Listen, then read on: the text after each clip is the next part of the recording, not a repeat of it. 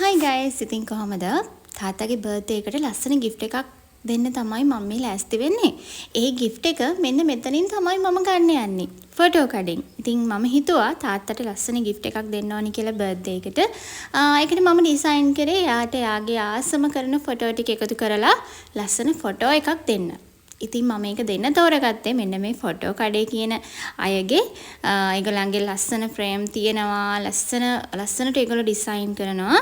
ඉතින් මම ඒගොල්ලන්ගෙන් තමයි ඒක ගන්න තීරණය කළේ. ඉතින් ඔයගොල්ලන්ටත් පුළුවන් මතකයේ රැඳෙන ලස්සන සිහිවටනයක් දෙන්න මේ නම්බර් එකට කතා කරලා ඔයගොල්ලන්ගේ ඒ දෙන්න ඕන ෆොටෝ එක ඩිසයින් කරලා හරි ලස්සනට දෙන්න.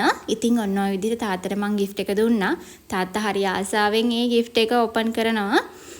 බලමු තාත්තා දන්නෙත් නෑ මේකේ මොකද්ද තියෙන්නේ කියලා. අපේ ගෙදර අනිත් අය දන්නෙත් නෑ. මං විතරයි දන්නේ මේකේ කොහොමද ඒක තියෙන්නේ කියලා. මොකද ඩිසයින් එක මට එව්වේ. මම මේක හොඳද නැද්ද කියලා බලලා ඒගොල්ලන් එක කතා කරගෙන මම මේක කළා. ඇත්තටම මේක මගේ යාළු අක්කා කෙනෙක් තමයි මේක කරගෙන යන්නේ.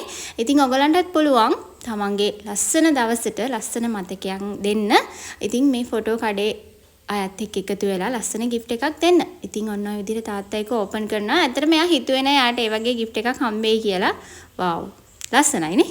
ඇත්තටම තාත්තා සතුටු වුණා ඒක දැකලා. මොකද හරිම ලස්සනට ඒක ඩිසයින් කරලා තිබ්බා. තාත්තට ඕන විදිහට. තාත්තා කැමති විදිහට මේක ඩිසයින් කරලා තිබ්බා. ඉතින් මේ බලන්නකෝ එයා ගිහින් ආවනේ.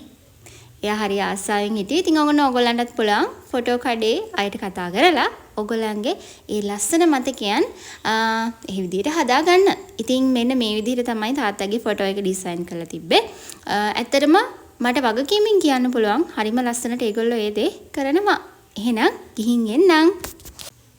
එහෙනම් අලුත් වීඩියෝ එකකින් ආයෙ හමු වෙමු.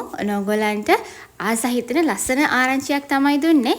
එහෙනම් ඒකත් එක්ක අපි ආයෙ දවසක හම්බෙමු අලුත් දෙයක් කතා කරන්න. එහෙනම් bye.